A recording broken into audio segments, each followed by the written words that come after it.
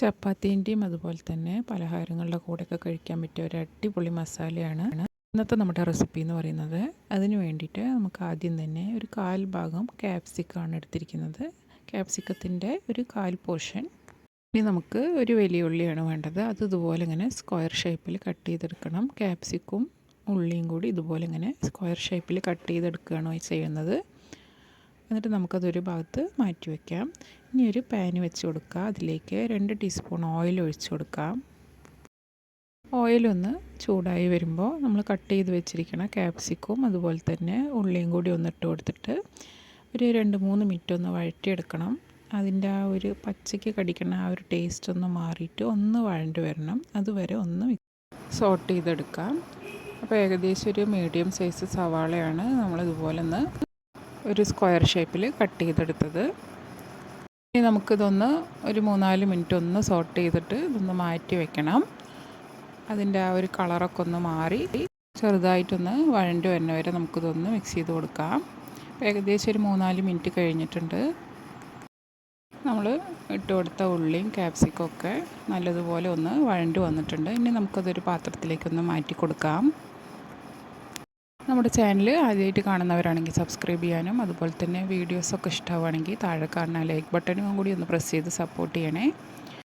ഉള്ളിയും അതുപോലെ തന്നെ ക്യാപ്സിക്കം ഒന്ന് വഴറ്റി മാറ്റി വെച്ച അതേ എണ്ണയിൽ തന്നെ നമുക്ക് ഒരു മീഡിയം സൈസ് സവാള ചെറുതായി ചോപ്പ് ചെയ്തൊന്നും കൂടി ഒന്ന് ഇട്ട് കൊടുക്കാം. അത് നല്ല രീതിക്ക് തന്നെ ആ കളറൊക്കെ ഒന്ന് മാറി ബ്രൗൺ കളർ ആവുന്നത് വരെ നമുക്കൊന്ന് വഴറ്റി കൊടുക്കണം. ഉള്ളി പെട്ടെന്ന് വഴണ്ട് വരാൻ കുറച്ച് ഉപ്പിട്ട് കൊടുത്താൽ മതി. ഇപ്പോൾ ഏകദേശം ഒരു 5 മിനിറ്റ് കഴിയുമ്പോഴേക്കും ഉള്ളിയൊക്കെ നന്നായി വാടി വന്നിട്ടുണ്ട്. ഇനി നമുക്കതൊരു ഭാഗത്തേക്ക് ഒന്ന് ഒതുക്കി വെച്ച് കൊടുത്ത ശേഷം ആ ഒരു പാനിൽ തന്നെ നമുക്ക് 1 ടീസ്പൂൺ കടലമാവ് ഒന്ന് ഇട്ട് കൊടുത്തിട്ട് ഒരു 2-3 മിനിറ്റ് അതിൻ്റെ ആ കളറൊക്കെ ഒന്ന് മാറി വരുന്ന വരെ ഒന്ന് സോട്ട് ചെയ്തെടുക്കണം. 1 ടീസ്പൂണ് കടലമാവാണ് ഇട്ട് കൊടുക്കുന്നത്. ഈ ഒരു കടലമാവ് നമ്മുടെ ഈ ഒരു മസാലയിലേക്ക് നല്ലൊരു കൊഴുപ്പുള്ള ആ ഒരു തിക്ക് കൺസിസ്റ്റൻസി തരും. അതുപോലെ തന്നെ നല്ല ടേസ്റ്റുമാണ്. നമുക്ക് കുറച്ച് കൂടുതൽ മസാല വേണമെന്നുണ്ടെങ്കിൽ 2 ടീസ്പൂണോളം കടലമാവ് ഇട്ട് കൊടുക്കാം. ഇനി അതൊരു 2-3 മിനിറ്റ് നമ്മളൊന്ന് വഴറ്റി കൊടുത്ത ശേഷം നമ്മൾ വഴറ്റി വെച്ചിരിക്കുന്ന ആ ഒരു ഉള്ളിയും കൂടി ഒന്നിട്ടിട്ട് ഒന്ന് മിക്സ് ചെയ്ത് കൊടുക്കാം.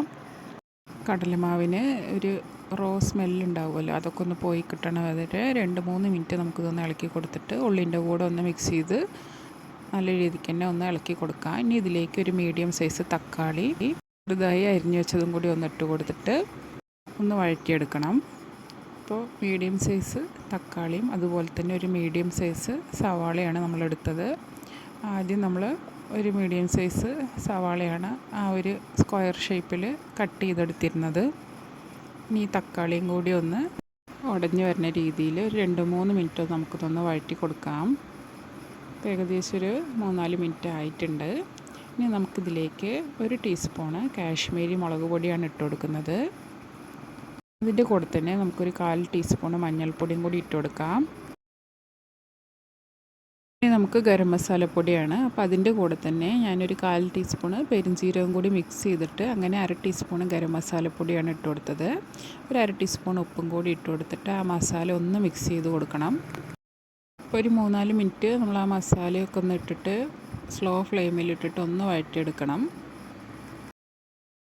ഏകദേശം ഒരു 4-5 മിനിറ്റ് നമ്മൾ ഒന്ന് പച്ചമണം മാറുന്നത് വരെ ഒന്ന് വഴറ്റിയെടുത്ത ശേഷം ഒരു 3 ടീസ്പൂൺ തൈര് ഒഴിച്ചു കൊടുക്കുന്നുണ്ട്. തൈരും കൂടി ഒഴിച്ചിട്ട് നമുക്കൊന്ന് യോജിപ്പിച്ചെടുക്കാം.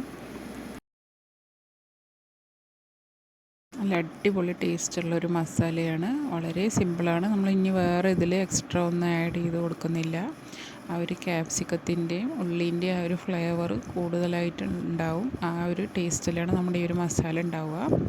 തൈരും കൂടി ഒഴിച്ചിട്ട് 2 മിനിറ്റ് ഒന്ന് വഴറ്റി കൊടുക്കുക. നല്ല തിക്കായിട്ടുള്ള ഒരു മസാലയും കൂടിയാണ്.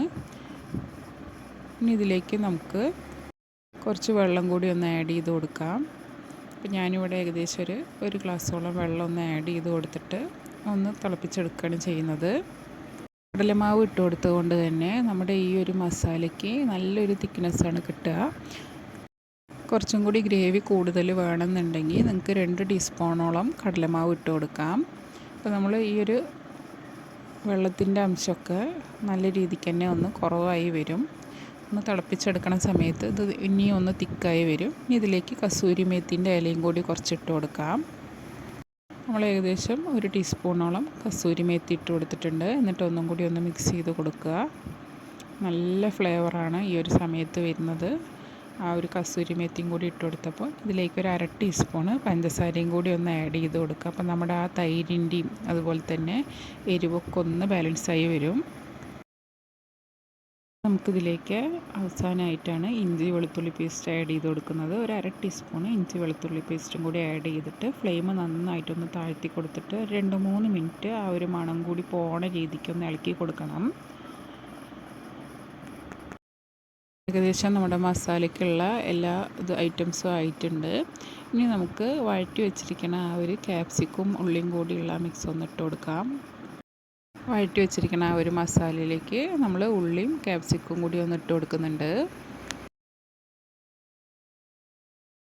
ആ ഒരു മസാല നമ്മുടെ ക്യാപ്സിക്കത്തിൻ്റെയും ഉള്ളിൻ്റെയും കൂടി ഒന്ന് മിക്സ് ആവുന്ന രീതിക്ക് നല്ല രീതിക്ക് തന്നെ ഒന്ന് യോജിപ്പിച്ച് കൊടുക്കുക. അപ്പോൾ നല്ല രീതിക്ക് തന്നെ ഒന്ന് മിക്സ് ചെയ്ത ശേഷം നമുക്കിതിലേക്ക് കുറച്ചും കൂടി ഒന്ന് വെള്ളം ആഡ് ചെയ്ത് കൊടുക്കുന്നുണ്ട്. കാരണം ആ ഒരു ക്യാപ്സിക്കത്തിൻ്റെ ഉള്ളിൻ്റെയും കൂടെ ഈ മസാല ഒന്ന് പിടിക്കണ രീതിക്ക് കുറച്ചും കൂടി ഒന്ന് വെള്ളം ഒഴിച്ച് കൊടുക്കുക. മാവ് ഇട്ടതുകൊണ്ട് തന്നെ ഈ മസാല ഇനിയും തിക്കായി വരും. അതുകൊണ്ട് കുറച്ചും കൂടി ഒന്ന് വെള്ളം ഒഴിച്ച് കൊടുക്കുന്നുണ്ട്. നല്ല അടിപൊളി ടേസ്റ്റാണ്. നല്ല തിക്കായിട്ടുള്ളൊരു മസാലയും കൂടിയാണ്. ഉപ്പ് ആവശ്യമാണെന്നുണ്ടെങ്കിൽ കുറച്ച് ഉപ്പും കൂടി ഇട്ട് കൊടുക്കാം. ഒരു 1/4 ടീസ്പൂണും കൂടിയും ഉപ്പ് ഞാൻ ഇട്ട് കൊടുക്കുന്നുണ്ട്. ഇനി അതും കൂടി ഒന്ന് മിക്സ് ചെയ്തിട്ട് നമുക്കിതിലേക്ക് അവസാനമായിട്ട് ഒരു 1/2 ഗ്ലാസും കൂടി വെള്ളം ഒഴിച്ച് കൊടുത്തിട്ടുണ്ട്. ആ വെള്ളം കൂടി ഒന്ന് തിളച്ച് വരുന്ന രീതിക്ക് ഫ്ലെയിം ഒന്ന് ഹൈ ഫ്ലെയിമിലാക്കി കൊടുക്കുക. ആ ഉള്ളിയും ക്യാപ്സിക്കും ഒക്കെ നല്ല രീതിക്ക് തന്നെ ഒന്ന് വഴണ്ട് ആ ഒരു മസാലേൻ്റെ കൂടെ യോജിച്ച് വന്നിട്ടുണ്ട്. നമുക്ക് ചപ്പാത്തിക്കൊക്കെ കഴിക്കാൻ അടിപൊളിയായിട്ടുള്ള ഒരു കറിയും കൂടിയാണ് ഈ ഒരു ക്യാപ്സിക്കം ഒണിയൻ കറി. അപ്പോൾ എല്ലാവരും ഇതൊന്ന് പരീക്ഷിച്ച് നോക്കുക. അവസാനമായിട്ട് നമുക്ക് 2 പച്ചമുളക് നടുവേ മുറിച്ചതും ഒരു 1/4 പോർഷൻ തക്കാളീൻ്റെ ഭാഗം നമുക്ക് നീളത്തിൽ കട്ട് ചെയ്തതും അതും കൂടി ഇട്ട് കൊടുത്തിട്ട് ജസ്റ്റ് ഒന്ന് ഇളക്കി കൊടുത്താൽ നമ്മുടെ ധാബ സ്റ്റൈലിലുള്ള മസാല റെഡിയായി. ഇനി നമുക്കിതിലേക്ക് അവസാനമായിട്ട് കുറച്ച് മല്ലിയിലയും കൂടി ഒന്ന് ആഡ് ചെയ്ത് കൊടുക്കാം. നല്ല അടിപൊളി ടേസ്റ്റിലുള്ള മസാലയും കൂടിയാണ്. അപ്പോൾ എല്ലാവരും ഇതൊന്ന് പരീക്ഷിച്ച് നോക്കണേ. ഇത്ര തന്നെ ഉള്ളൂ, നമ്മുടെ മസാല റെഡി ആയിട്ടുണ്ട്. ഇനി നമുക്കൊന്ന് വേറൊരു പാത്രത്തിലേക്കൊന്ന് മാറ്റി കൊടുക്കാം. ചപ്പാത്തിൻ്റെ കൂടെയൊക്കെ കഴിക്കാൻ പറ്റിയ ഒരു അടിപൊളിയായിട്ടുള്ള മസാലയും കൂടിയാണത്. അപ്പോൾ എല്ലാവരും ഇതൊന്ന് പരീക്ഷിച്ച് നോക്കുക. എന്നിട്ട് നിങ്ങളുടെ അഭിപ്രായങ്ങളൊക്കെ താഴെ കമൻറ്റ് ചെയ്യണേ. അതുപോലെ നമ്മുടെ ചാനൽ ആദ്യമായിട്ട് കാണുന്നവരാണെങ്കിൽ സബ്സ്ക്രൈബ് ചെയ്യാനും സബ്സ്ക്രൈബ് ബട്ടൻ്റെ തൊട്ടടുത്തിരിക്കുന്ന ആ ബെൽ ബട്ടണും കൂടി പ്രസ് ചെയ്താൽ ഞാനിടുന്ന വീഡിയോസ് കറക്റ്റ് നോട്ടിഫിക്കേഷനായിട്ട് വരും. അതുപോലെ തന്നെ നമ്മുടെ ഈ ഒരു വീഡിയോ ഇഷ്ടമാവുകയാണെങ്കിൽ താഴെ കാണുന്ന ലൈക്ക് ബട്ടൺ കൂടി ഒന്ന് പ്രസ് ചെയ്യുക. അപ്പോൾ പുതിയൊരു വീഡിയോ ആയിട്ട് കാണാം. താങ്ക്